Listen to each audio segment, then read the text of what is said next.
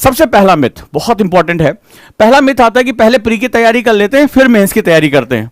Yes या no, पहले मुझे बताएं। पहले यार बेसिक बेसिक पढ़ लेते हैं, प्री पहले पढ़ लेते हैं, फिर मेंस की तैयारी करेंगे। यानी आसान आसान वाला पहले कर लेते हैं, सामान्य भाषा में अगर कहें तो इजी इजी वाला हम पहले कर लेते हैं, कठिन कठिन वाला हम जिसमें मेंस राइटिंग करनी होगी, तमाम तरह की दिक्कतें होंगी, वो हम बाद में कर लेंगे। ऐसा आप पहला जो है वो सबसे पहली गलती आप यहां पर होती है आपसे। आप सब्जेक्ट को उसके डायमेंशन के हिसाब से समझना शुरू करिए कि ये प्री और मेंस का क्या कॉन्सेप्ट है, फनलिंग क्या होती है। आज मैं आपको वो मेथड यहां पर सिखाऊंगा और समझाऊंगा, नंबर 1। दूसरा मिथ 2, डायरेक्टली बुक आप खरीद के लेकर आते हो, इंटरनेट पे जाते हो, आप पता करते हो भाई ये वाली विपिन चंद्रा इतिहास के लिए बहुत अच्छी है, फलाना बहुत अच्छा है, ढिकाना बहुत अच्छा है, लक्ष्मीकांत, सब कुछ खरीद लाए आप। और जब आप तैयारी करने आते हो बढ़िया नई नई किताबें खरीद के लाते हो, उसमें बढ़िया सा कवर चढ़ाते हैं, खूबसूरत अलमारी में उसको सजा वजा कर अगरबत्ती दिखा के लगा देते हैं, और फिर उसके सामने ऐसे करके जो है हाथ लेके बैठते, बस अब आईएएस की तरफ बढ़ चले, बन जाएंगे आईएएस, अब बनने ही वाले हैं। और वो सुंदर सुंदर किताबों की खुशबू हो मन को बड़ा आह्लादित करती। पहला महीना तो ऐसे ही गुजरता है जैसे जो है वो किताबों के साथ हनीमून आप जो है मना रहे, बढ़िया से, एकदम कोई टेंशन नहीं, सब कुछ स्वर्ग जैसा लगता है। लेकिन धीरे धीरे जब जमीनी सच्चाई पर उतर कर आते हो तब पता चलता है बाबू कि ये जो है वो बड़ा ही डिफिकल्ट टास्क है। तो सबसे दूसरी बड़ी गलती, जब हम डायरेक्टली बुक रीडिंग करें उससे पहले हमें सिलेबस के बारे में बहुत अच्छे से पता होना चाहिए। सिलेबस ये बताएगा इस बुक से हमें क्या पढ़ना है और कितना पढ़ना है, राइट। तो पहला जो दूसरा हमारा सबसे बड़ा मिथ है, बिना सिलेबस को अप्रोच किए आप डायरेक्टली बुक पे अप्रोच नहीं करेंगे, अदरवाइज आपका जो है वो टाइम बहुत लंबा खींचेगा और बहुत ज्यादा जो है वो खराब होता चला जाएगा, राइट। तो दूसरा सबसे बड़ा सेगमेंट होता है कि हमें इस बुक से क्या पढ़ना है और कैसे पढ़ना है। ये विपिन चंद्रा बड़ी कॉमन बुक है, ये ग्रेजुएशन के लिए भी है, ये यूपीएससी के लिए भी है, प्री मेंस। अब सवाल है इसमें हमें निकालना क्या है, इसको समझना हमारे लिए बहुत जरूरी है। तो ये 2 स्टेप आप जो है हर हालत में फॉलो करेंगे। अब आ जाते हैं, अब हम राइट मेथड्स यानी सही तरीकों पे बात करने जा रहे हैं कि तैयारी का सही तरीका क्या होता है। अब जरा इस प्री और मेंस के झंझट से निकलो और यूपीएससी को उसके तरीके से समझने की कोशिश करो। यूपीएससी के चश्मे से अपनी तैयारी को देखो। अगर यूपीएससी के चश्मे से उसको देखोगे तो फिर क्या होगा, तुम्हें दिखाई पड़ेगा कि तुम्हारे पास 2 कैटेगरी है, one is known as subjective category and second is known as objective category. अगर हम बात करें सब्जेक्टिव यानी कि जो हमारा जिसे हम लोग कहते हैं वस्तुनिष्ठ होना, ठीक है, यानी कि यहां पर आत्मनिष्ठ होना या सब्जेक्टिव होना, और ऑब्जेक्टिव यानी वस्तुनिष्ठ होना, यानी कि जो इसकी हिंदी हो गई कि इसमें ऑब्जेक्टिव क्वेश्चंस हमारे आते हैं, क्योंकि अब हम लोग भाषा में सब्जेक्टिव ऑब्जेक्टिव शब्द ज्यादा इस्तेमाल करते हैं। तो एक हो गया हमारा सब्जेक्टिव अप्रोच और एक हमारा हो गया ऑब्जेक्टिव अप्रोच। यूपीएससी इन दोनों अप्रोच से क्या चाहता है, ठीक है। हम जनरली इसको बहुत कैटेगराइज करके प्री मेंस कर देते हैं और स्टूडेंट यहां पर बहुत कंफ्यूज हो जाता है।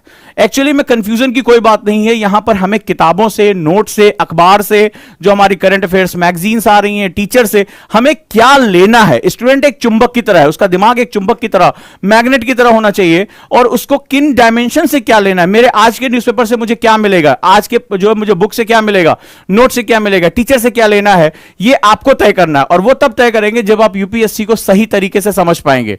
तो ये आपका हो गया, एक कैटेगरी हो गई सब्जेक्टिव कैटेगरी और दूसरी हो गई ऑब्जेक्टिव कैटेगरी। सब्जेक्टिव की बात करें तो आखिर इनको क्यों रखा गया है, this is all about broader concept. ये आपके दिमाग के स्पैन, हॉराइजन को, जो क्षितिज है उसका विस्तार करने का काम करता है। किसी सब्जेक्ट को उसके आर्गुमेंट्स यानी उसके अंदर के जो तर्क हैं, जो उसके अंदर के विवाद हैं, उनको समझने की आपको क्षमता देता है। क्लियर है। तो ये क्या करता है, ये ब्रॉडर कॉन्सेप्ट यानी कि एक वृहद अवधारणा की तरफ आपको लेकर जाता है। आप वृहद अवधारणा बनाते हैं। ये कुछ ऐसा ही है कि आप पूरी पिक्चर को एक साथ देखने की कोशिश कर रहे हैं, पूरी पिक्चर को आप निर्माण कर रहे हैं, ठीक है। तो आपको एक अंदाजा लग जाता है कि सीन में क्या क्या चीजें हमारे पास अवेलेबल हैं। तो आप जब सब्जेक्टिव अप्रोच की तरफ जाते हैं तो आप वृहद अवधारणाओं की तरफ जाते हैं।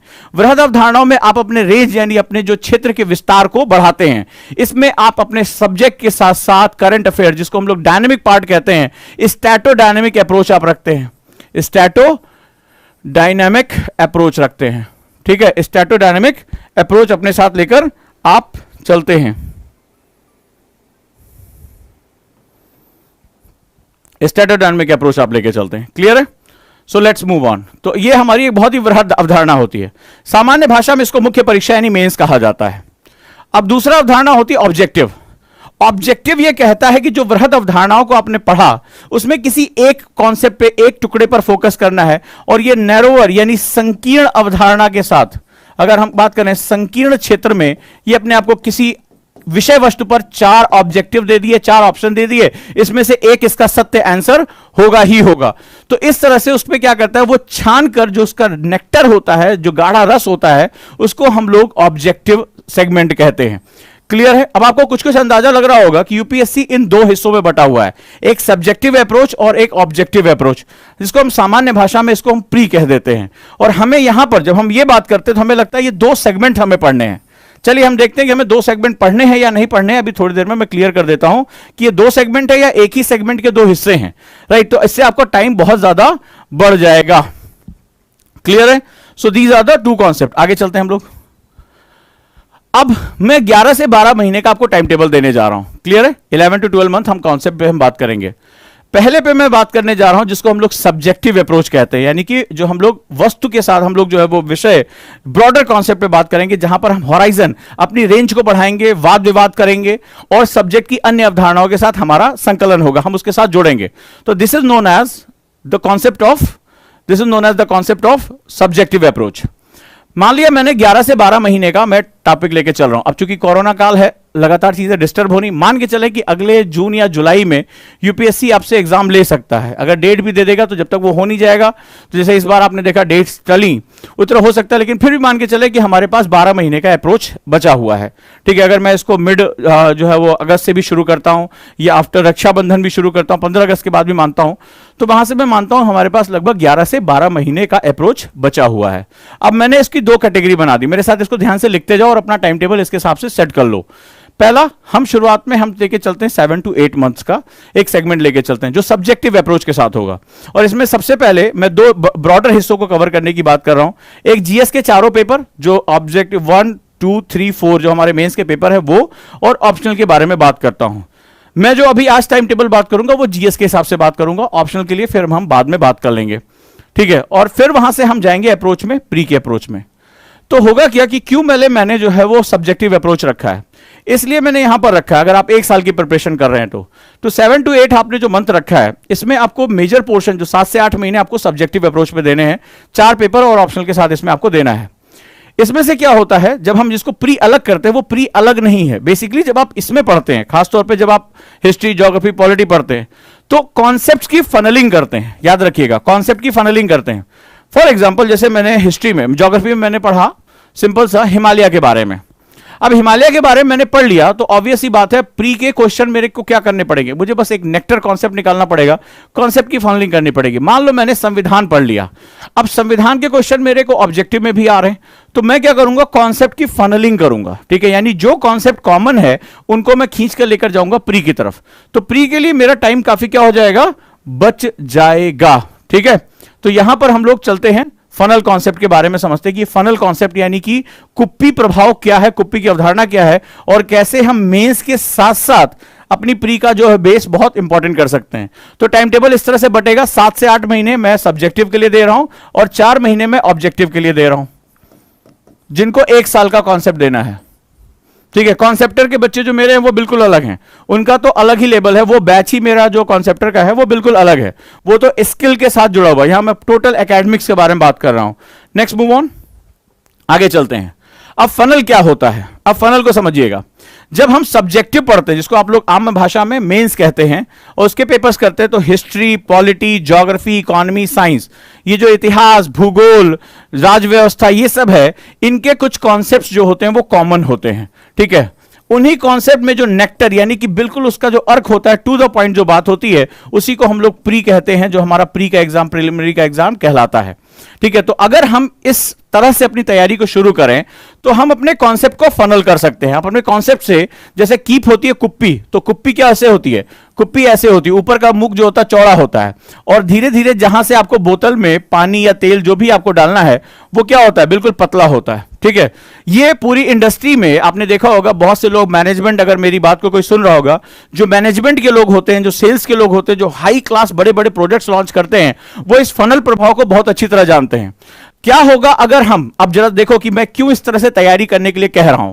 ठीक है, क्या होगा अगर हम इसको उल्टा कर दें, यानी कुप्पी का पतला सिरा अंदर और चौड़ा सिरा नीचे कर दें, और फिर यहां से हम तेल डालें, ज्यादा से ज्यादा तेल क्या होगा, बाहर गिर जाएगा।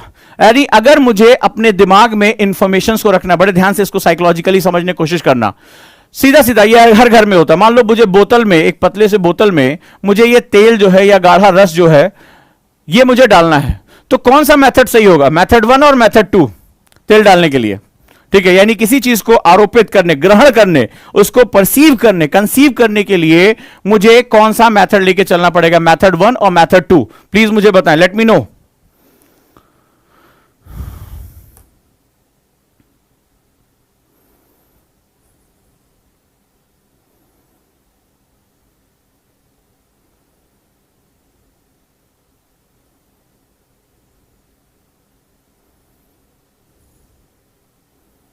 ये देखो, ये रवि सिंह है, इन्होंने कहा 2, ये उल्टी कीप में डालते हैं। भगवान भरोसे हैं, इनको पता नहीं इनके माता पिता ने पैरागॉन इनको दिया कि नहीं दिया। पैरागॉन जानते हो ना, एक बड़ी अच्छी दवाई होती है, ठीक है। तो इनको जो है वो पैरागॉन नहीं मिला हो सकता, इसी वजह से थोड़ा अल्प विकसित रह गए हूं, ठीक है। फिर भी ज्यादातर सबको पता है, हम कॉमनली इसी तरह से हम अपने घरों में काम करते हैं। कुछ महान वैज्ञानिक हैं जो इस तरह की खोजों को कर रहे हैं, वो उन्होंने कमेंट किया है। तो पैरागॉन का नाम की दवा उनको मिली नहीं है, ठीक है। वो मिल जाती तो फिर उनका भी जो है वो बौद्धिक विकास हो जाता। फिर भी खैर हम चलते हैं आगे। तो this is the very concept, ये हमारा बहुत साइकोलॉजिकल कॉन्सेप्ट, हमें पता है। तो ऑब्वियस सी बात है कि हम भी जब पढ़ाई करते हैं, ये हमारा, इसको हम लोग अपना ब्रेन मान लेते हैं, हमारे इसको हम लोग कॉन्सेप्ट बोलते हैं, ठीक है। इसको मैं सब्जेक्टिव मान लेता हूं, इसको मैं ऑब्जेक्टिव, यानी पतला हिस्से मैं इसको ऑब्जेक्टिव मान लेता हूं, ठीक है। तो ये मेरा ब्रेन हो गया, मस्तिष्क हो गया, मुझे जो मेरे कॉन्सेप्ट, मेरा नॉलेज हो गई, ये मेरा सब्जेक्टिव हो गया और ये मेरा ऑब्जेक्टिव पोर्शन हो गया। ऑब्वियस सी बात है, जब हम लार्जर वे में अपनी पढ़ाई को शुरू करते हैं, थोड़ा सा बेस बनाते हैं, जैसे मैं कॉन्सेप्टर में फर्स्ट ईयर में क्या करता हूं, हर सब्जेक्ट की गहराई तक पहुंचता हूं, उसकी पॉइंट्स पे बात करता हूं, स्किल्स उसके साथ जोड़ता हूं, उनको नोट्स बनाने, पढ़ने, बार बार आर्ग्यूमेंट करने, फिर उनको करेक्ट करने, उनकी तरीकों को सही करने, मैं उसको बहुत ब्रॉडर वे में लेके जाता हूं। फिर धीरे धीरे धीरे, जैसे अभी एनसीईआरटी शुरू किया, अभी बच्चों ने कहा कि एनसीईआरटी सर ऑसम चल रहा है, सारे क्वेश्चन हो रहे हैं हमारे। शुरुआत में क्या होता है, उनको तकलीफ हुई थी, सर इतना ज्यादा डिस्कस क्यों कर रहे हैं। फिर धीरे धीरे क्या हो रहा है, अब डेली ऐसे ऐसे क्वेश्चन जो है चैप्टर के चैप्टर खत्म होते चले जा रहे हैं। क्यों? अब उनको दिक्कत, बोले बच्चे कह रहे हैं कि सर वो लग रहा है रिवीजन हो रहा है। तो सेम ऐसे ही पढ़ने का तरीका होता है। मेरे पढ़ाने का तरीका आप सभी जानते हैं, मैं बिल्कुल इसी तरह से पढ़ाता हूं। तो पहले मैं कॉन्सेप्ट डेवलप करता हूं, ब्रॉडर वे में लेके जाता हूं। कई बार बच्चे बोर हो जाते हैं, मेरा मन कर रहा है भाग जाओ तुम, कोई बात नहीं है। कारण क्या है, तुम वैसे भी आगे पिसोगे, पीछे भी पिसोगे, कहीं ना कहीं फंसना, कम से कम तुम्हारा टाइम और पैसा तो बच जाए। जिसको भागना हो पहले भाग ले। तो रणछोड़ दास छाछड़ जितने भी हैं हमारे, वो पहले ही निकल लेते हैं। जो हिम्मती है वो बच जाते हैं और जो बच जाते हैं वो पा जाते हैं, ठीक है। तो बस यही सिंपल सा कॉन्सेप्ट हमारा चलता है। अब क्लियर हुआ कि क्यों हमें टाइम टेबल इस हिसाब से अपना सेट करना चाहिए। तो ये हो गया हमारा 1, तो ये कॉमन हुआ। तो फनलिंग प्रभाव में हम इस तरह से लेकर अपने पढ़ाई को लेकर चलिएगा, जो लोग भी लेकर जा रहे हैं। अब अगर हम जीएस की बात करें, मैं मेजरली आज बात करूंगा जीएस की। हमारे पास टोटल कितने महीने हैं? 7 से 8 महीने। अब समझ में आया कि प्री और मेंस को अलग अलग करके नहीं देखते हैं, पहले हम ब्रॉडर कॉन्सेप्ट लेते हैं, उसके कॉमन कॉन्सेप्ट को हम प्री में लेकर जाते हैं और हमारी सफलता तैयार हो जाती है। रेडी? अब चलो, फॉर एग्जाम्पल पेपर 1। पेपर 1 में हमारे पास 3 पार्ट हैं। मोस्टली अगर हम देखें तो हमारे पास 3 पार्ट है। एक को हम लोग हिस्ट्री बोलते हैं, दूसरे को ज्योग्राफी और तीसरा Indian society. Paper 1 actually larger part माना जाता है। क्यों लार्जर पार्ट माना जाता है? वाई? क्योंकि एक तो शुरुआत में आपके सामने कुछ नए तथ्य आएंगे, ठीक है। एक इतिहास बहुत बड़ा पार्ट होता है, दूसरा ज्योग्राफी भूगोल एक बड़ा पार्ट होता है, तीसरा भारतीय समाज। तो आपको शुरुआत यहां से करनी चाहिए पेपर 1 से। कई बार क्या होता है, स्टूडेंट कहते नहीं मैं पेपर 3 से शुरू कर दूं, पहले एथिक्स पढ़ लेते हैं, ये भी हो सकता है। एथिक्स एक अलग पार्ट हो गया, लेकिन जीएस के पेपर 1 to 3 में एक कुछ समानता हमें निकालनी पड़ती है। फॉर एग्जाम्पल जैसे इंडियन सोसाइटी, मैंने लास्ट ईयर जो है इंडियन सोसाइटी से अपना बैच शुरू किया। क्यों शुरू किया? भारतीय समाज को जब तक तुम समझोगे नहीं, तब तक भारत की राजनीति और भारत की अर्थव्यवस्था दोनों को नहीं समझ पाओगे। अर्थव्यवस्था समाज के लिए और समाज के द्वारा काम करती है, ध्यान रखिएगा। हम सभी, ये इकोनॉमी क्या है? इकोनॉमी हमारी इच्छाओं की पूर्ति करती है, हमारी इच्छा को मांग में परिवर्तित करती है। लेकिन किसकी इच्छा? समाज की इच्छा। उस देश के अंदर समाज होता है और समाज के अंदर व्यक्ति होता है। तो एक अमीर आदमी की इच्छा कुछ और हो सकती है, एक गरीब आदमी की इच्छा कुछ और हो सकती है, एक मध्यवर्ग की इच्छा कुछ और हो सकती है। वो अपने बच्चे को पढ़ाना चाहता है, मकान की ईएमआई दे सकता है। गरीब सोचता है यार हमारा किसी तरीके से खाने पीने का जुगाड़ हो जाए। अमीर के पास कोई चिंता नहीं, वो सोचता है छुट्टियां मिल जाए, मुझे थोड़ा लग्जरी मिल जाए और भी अच्छा। बोला पैसा जितना चाहे उतना ले लो, मुझे लग्जरी चाहिए, ठीक है। तो हर व्यक्ति समाज में वो एक इच्छा को लेकर नहीं चलता है, विभिन्न वर्गों की अलग अलग जो है वो इच्छाएं होती हैं, वैसे ही इच्छाएं उनकी आर्थिक के साथ राजनीतिक भी होती हैं। तो जब आप इंडियन सोसाइटी को, उसकी कॉम्प्लेक्सिटी को समझते हो, तब आपको समझ में आता है कि राजनीति भी तो इसी के लिए काम करेगी और यही राजनीति से काम भी कराएगा। ठीक है। तो हम लोग डेमोक्रेटिक जो है कंट्री है, for the people, of the people and by the people. तो जो आपको शुरुआत करनी चाहिए, ये जो 3 पार्ट है उस पर आपको बहुत फोकस करना चाहिए, जिसमें आप 2 से ढाई महीना, क्योंकि शुरुआत में आप थोड़ा सा धीमे चलते हैं, स्लगिश चलते हैं, तो 2 से ढाई महीने का समय आपको यहां पर लगता है, जहां पर आप अपनी प्रिपरेशन को आगे लेकर जाते हैं। तो 2 to 5 मंथ्स में अगर हम बात करें तो ये जो पार्ट है नियरली ये जो लेता है आपका 40%, या अगर मैं बात करूं इसको 35% अपना टाइम इसके लिए डिवोट करें। ठीक है, लगभग 40% टाइम इसके लिए डिवोट करें, राइट। तो ये क्या हो गया हमारा, और 25% के आसपास टाइम, 25 से 30% टाइम इसको भी कम कर सकते हैं आप सोसाइटी के लिए जो है वो डिवोट करें, इतना पढ़ाई करने के लिए। अब ये 25%, अब आप ये इसमें कैलकुलेट कर लीजिए आपको डेली टाइम टेबल कितने घंटे का बनाना है। अपनी क्लासेस के अतिरिक्त जो है स्वाध्याय के लिए आपको कितना टाइम इसमें ऐड ऑन करना है, आप अपने टाइम टेबल में उसको सेट कर लीजिए कि मुझे इसमें से कितने घंटे निकालने होंगे। ठीक है, यानी 35% हिस्सा मुझे 2.5 महीने में निकालना है, लगभग जो है मेरे पास जो है वो 70-75 दिन है, तो उसमें मुझे हिस्ट्री पढ़ने के लिए कितना टाइम देना पड़ेगा। तो प्रतिदिन का टाइम टेबल आप इसी हिसाब से निकाल लीजिए। ठीक है, तो आप इस तरह से अपना टाइम टेबल सेट कर सकते हैं। तो आपने क्या किया, 2 से ढाई महीने के लिए आपने ये 3 पार्ट पे फोकस किया। ये पार्ट आपके लिए बहुत इंपॉर्टेंट है, यहां से आपको काफी एज मिलता है बहुत कुछ समझने के लिए। जो इंडियन सोसाइटी होती है और जो ज्योग्राफी होती है वो आगे चलकर हमारे पेपर 2 और पेपर 3 को ड्राइव करती है, राइट। हमारा समाज कैसा है और हमारा भूगोल कैसा है। भूगोल बताएगा हमारी मिट्टी कैसी है, वनस्पति कैसी है, हमारा आगे चलकर कृषि का विकास कैसे होगा, हमारी आर्थिकी का विकास कैसे होगा, हमारी जलवायु कैसी है, हमारे पास आपदाएं कैसी हैं। इन सबसे आगे चलकर आपको बहुत कुछ फायदा मिलने वाला। हमारे समाज का सोच कैसा है, हमारी समाज की सोच सरकारी नौकरी चाह रही है, हमारे समाज की सोच जो है वो उद्यमिता की तरफ जा रही है, यूथ पॉपुलेशन है, बूढ़ों की संख्या है, किसकी संख्या है, उससे आपको बहुत कुछ पता चलेगा अगले पेपर्स के लिए। आगे चलते हैं पेपर 2। पेपर 2 में बेसिकली 2 ब्रॉडर सिलेक्शन है, एक हमारा पॉलिटी और दूसरा आईआर है, यानी राज व्यवस्था और अंतरराष्ट्रीय संबंध के साथ अगर हम बात करें तो हमें एक ब्रॉडर सेक्शन हमें यहां पे देखने को मिलता है। क्लियर है, अब ब्रॉडर सेक्शन हमें देखने को मिलता है। इसके लिए आप 2 महीने आप पर्याप्त समय दे सकते हैं, 2 मंथ्स का आपको टाइम यहां पर देना होगा। अब पॉलिटी के लिए नियरली आप जो है वो 70% टाइम देते हैं, ठीक है, और लगभग 30% टाइम आप आईआर के लिए देते हैं, क्योंकि इसमें थोड़ा सा डायनेमिक पोर्शन ज्यादा हो जाता है। That is the dynamic portion, यानी गतिशील तथ्य इसमें जो है वो तेजी से आकर जुड़ जाते हैं, डायनेमिक पोर्शन। तो पेपर 2 एंड पेपर 3 ये जो है वो सबसे इंपॉर्टेंट हमारा हो जाता है। क्लियर है, तो इतना टाइम हमें यहां देना पड़ेगा पेपर 2 के लिए। लेट्स मूव ऑन, आगे चलते हैं हम लोग। जीएस पेपर 3 ये थोड़ा सा ट्विस्टिंग पार्ट होता है, सबसे ज्यादा गुगली यहां खाती है। पीछे आपने समाज पढ़ लिया, भारत का भूगोल पढ़ लिया और भारत की राज्य व्यवस्था के बारे में आपको जानकारी मिल गई, अंतरराष्ट्रीय संबंधों के बारे में जानकारी मिल गई। तो पेपर 3 में ही इकोनॉमी क्यों डाला, आप सोच के देखो, इसको यूपीएससी पेपर 1 में भी डाल सकता था। क्यों डाला यह समझना बड़ा जरूरी है। एक बार आपको यह समझ में आ गया कि भारत का भूगोल कैसा है, भारत की मिट्टियां कैसी हैं, भारत में कितने प्रकार की जलवायु है, कितनी वन संपदा है, कितना हमारे पास कृषि क्षेत्र है, आपको इसके बारे में पता हो गया। फिर इसका इस्तेमाल करने वाला समाज कैसा है, समाज में क्या हमारे पास महिलाओं की स्थिति है, समाज में क्या हमारी जाति व्यवस्था, धार्मिक व्यवस्था, सामाजिक व्यवस्था, सोशल स्ट्रक्चर हमारा क्या है। फिर हमने समझा कि इन दोनों को मिलाकर पॉलिटी कैसे निर्मित होती, किस तरह की पॉलिटिकल सिस्टम हमारे पास, लोगों का कितना सुना जा रहा है, उनके लिए पॉलिटी कितनी काम करती है, क्या अपराध की मात्रा ज्यादा है, महिलाओं का सशक्तिकरण कितना हो रहा है, राजनीति में महिलाओं की भूमिका कितनी है।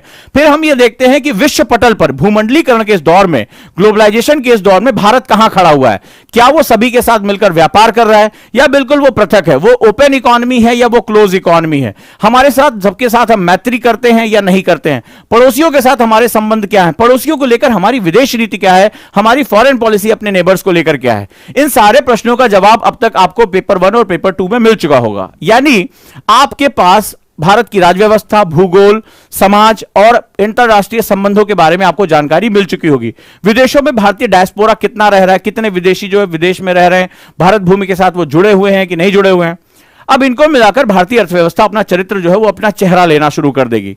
यानी अगर आपके पास एक अच्छी सरकार है, स्टेबल गवर्नमेंट है जो प्रगतिशीलता के साथ काम करे, तो यानी आपकी इकोनॉमी के लिए बेस बहुत अच्छा होगा। लोग बहुत प्रगतिशील हैं, उद्यमशील हैं, वो बहुत ज्यादा एंटरप्रेन्योर हैं, तो आपकी इकोनॉमी को बूम मिलना शुरू हो जाएगा। आपकी इकोनॉमी आयात से ज्यादा निर्यात करने के लिए फोकस करती है। आप सॉफ्टवेयर इंडस्ट्री से लेकर मैन्युफैक्चरिंग इंडस्ट्री में बहुत अच्छा काम कर रहे हैं, आपके लिए इकोनॉमी का बेस आपको मिल जाएगा। आप आयात ज्यादा करते हैं या निर्यात ज्यादा करते हैं, आपको अर्थव्यवस्था अपना आधार देना शुरू कर देगी। तो यहां पर हम इसलिए जीएस पेपर 3 के लिए अब हमारे पास बेस आ जाएगा। नियरली 2 मंथ आपको यहां देना है, जिसमें 60% टाइम आप इकोनॉमी में, 15% टाइम आप इंटरनल सिक्योरिटी के साथ, आंतरिक सुरक्षा के साथ जोड़कर देंगे। छोटा टॉपिक है, सिर्फ 4 इसके पार्ट हैं, ठीक है। और इसके बाद जो है वो टेक्नोलॉजी, जो साइंस एंड टेक्नोलॉजी 15% टाइम, और डिजास्टर मैनेजमेंट यानी कि आपदा प्रबंधन के लिए लगभग 10% का समय आप लमसम जो है वो देंगे, राइट। इतना जो है वो आप समय देंगे। ये इंपॉर्टेंट, क्योंकि इसमें एग्रीकल्चर बहुत बड़ा टॉपिक है। 11 पार्ट आपके एग्रीकल्चर के इसके साथ सिलेबस में जुड़ जाते हैं। डन है? तो ये आप 2 महीने का टाइम, आप यहां पर 2 मंथ का टाइम निकाल देंगे। अब अपना टाइम टेबल इसके हिसाब से सेट कर लीजिए। आप कितना पढ़ते हैं, इतना टाइम इतने समय में, 60 दिन में, नियरली 60 डेज में आपको ये पूरा करना है। तो आप एक्चुअली में आप पर डे कितना पढ़ेंगे, ये आप अपना मैथमेटिक कैलकुलेशन कर लीजिए। इसमें आप मॉर्निंग करेंगे या इवनिंग करेंगे, आप अपने आप समझ लीजिए। इतना एक आइडियल टाइम आपको देना इसमें पड़ेगा। क्लियर है? अब आ जाते हैं जीएस पेपर 4 यानी एथिक्स के पेपर में। तो जीएस का चतुर्थ पेपर एथिक्स है। एथिक्स में काफी कुछ, कोई वेरिएबल नहीं है, बड़ा फिक्स टाइप चलता है, बहुत ही अपना सिलेबस टू सिलेबस चलता है। आपकी सोच, आपके जीवन से जुड़ी हुई चीजें इसमें ज्यादा होती हैं। तो 1 से 1.5 महीने का समय, 1.5 महीना एक आइडियल समय आप इसमें दे सकते हैं, और इसका आप अध्ययन कर सकते हैं, आप इसके साथ जा सकते हैं। क्लियर है? तो आपने यहां पर इसका एक बेस बना लिया। लगभग 1.5 महीने का टाइम आपने जीएस पेपर 4 के लिए दे दिया, क्योंकि ये थोड़ा शॉर्टर भी है। बहुत सी चीजें हम बचपन से, क्या मूल्य होता है, निर्णय कैसे लेना है, बेईमानी नहीं करनी है, सत्य की तरफ जाना है, सत्य अटल होता है, यूनिवर्सल होता है, ये सब चीजों को हम बहुत पढ़ते चले हैं। तो इसमें बहुत ज्यादा घबराने की बात नहीं रहेगी कि बहुत ज्यादा घबराना है। होश में अपना कॉमन सेंस इस्तेमाल करते हुए इस पेपर को बड़े आसानी से किया जा सकता है। सो इस तरह से हम अपना 8 महीने का जो स्पैन है, 7 to 8 मंथ का स्पैन हम पूरा करेंगे अपने मेंस में। अगर हम ये मेंस में ये स्पैन पूरा कर जाते हैं, तो हमारे लिए प्री के लिए एक बहुत बड़ा बेस तैयार हो चुका होगा। इकोनॉमी का एक बेस आप पकड़ चुके होंगे, ज्योग्राफी का बेस पकड़ चुके होंगे, पॉलिटी आपको समझ में आ चुकी होगी, आईआर के क्वेश्चन समझ में आ चुके होंगे, तो आपको डायनामिज्म आपको समझ में आ चुका होगा। तो आपके लिए आगे तैयारी करना बहुत आसान है। इसके बाद जब हम प्री की तैयारी में आएंगे, तो हम 4 महीने का लगभग समय लेकर चलेंगे, और जिस साल 2020 जब आप पहुंचेंगे, तो उस साल का जो फरवरी होगा या जनवरी मिड होगा, वहां से आप डिसाइड कर लेंगे कि अब हमें डेडिकेटली प्री के लिए प्रिपरेशन करनी है। तो इसमें 2 हिस्से होते हैं, एक को जीएस बोलते हैं, दूसरे को सीसैट बोलते हैं। जीएस में एक नई चीज जुड़ जाएगी, और उस समय का जो कॉन्क्रीट करंट अफेयर्स होगा, वो आप उसको जो है अपने साथ लेकर, हालांकि डे 1 से चलना चाहिए, लेकिन उस समय स्पेसिफाइड इसके लिए आप जो है टाइम देना शुरू कर देंगे, ठीक है। और वहां पर जीएस को आप कवर करेंगे। और सीसैट के साथ साथ ऑब्जेक्टिव क्वेश्चन, जैसे मैं इसकी स्ट्रेटजी आपको पहले बता चुका हूं, तो इसके बारे में आप तैयारी वहां से शुरू कर देंगे, आपके लिए बहुत आसान हो जाएगा। राइट है दोस्तों? तो इस तरह से हम अपना जो शुरुआती दौर है, जो सब्जेक्टिव आयाम है, उसको हम लेकर चल सकते हैं। बहुत लंबे समय से बच्चे मुझसे कह रहे थे कि आप स्पेशल हमें एक कोर्स पढ़ाइए जो हमारे जीएस के 4 पेपर के साथ ये अटैच हो सकता है, ठीक है। लेकिन इसमें बहुत ज्यादा एक हेक्टिक शेड्यूल जो है फॉलो करना पड़ता है। So now I decided to go with that. मैंने यहां पे डिसाइड किया है कि I will go with that this 2022 target. और यहां पर मैं जीएस के चारों पेपर 1, 2, 3 and 4 टीम जो है वो इसके साथ उतरेगी, और इसके साथ जो है वो काम करेगी। और ये बड़ा यूनिक बैच है, which is go through the question answer format. Last time जब मैंने एथिक्स पढ़ाया था और सोसाइटी पढ़ाई थी, इंडियन सोसाइटी, तो बच्चों को बहुत पसंद आया था, और वो मैंने क्वेश्चन आंसर फॉर्मेट में पढ़ाया था। यानी दोनों काम होता है। यूपीएससी इस टॉपिक से कितने तरह के क्वेश्चन बना सकती है, दूसरा इस पर मुझे आंसर किस फॉर्मेट में लिखना है और मेरा कॉन्सेप्ट पूरा होना चाहिए। तो वो दोनों मैंने क्लब करके जो एक बैच में जो है लगभग अगस्त एंड में शुरू करूंगा, उस बैच को मैं जो है वो लेकर आ रहा हूं आप लोगों के लिए। वो आप इसके साथ जोड़ सकते हैं, राइट। तो डेट जो होंगी वो अगस्त एंड में होंगी, और लगभग जो है वो कुछ बच्चों के लिए, 200 बच्चों के लिए ये बैच हम लेके चलेंगे आगे। तो इसके साथ हम लोग जो है वो जुड़ जाएंगे। चारों पेपर की प्रिपरेशन मैं कराऊंगा, राइट। उसके बाद आप डिसाइड कर सकते हैं कि प्री में आपको नीड है या नहीं है। तो ये पूरी तरह से मेंस के एग्जाम यानी सब्जेक्टिव अप्रोच के साथ जुड़ा होगा। और जो मुझे पढ़ाते हुए जानते हैं, जो मुझे पढ़ाते हुए देखते हैं, वो समझते हैं कि मैं उस कॉन्सेप्ट की डेप्थ में जरूर चला जाता हूं। तो बच्चे को आगे प्री व्री में ज्यादा दिक्कत आती नहीं एक्चुअली में, ठीक है। तो आप इसके साथ मुझसे साथ जुड़ सकते हैं। जो शुरुआती 200 बच्चे होंगे उनके लिए काफी ज्यादा डिस्काउंट भी है इसमें, और आप मेरे साथ पेपर वाइज भी जुड़ सकते हैं। पेपर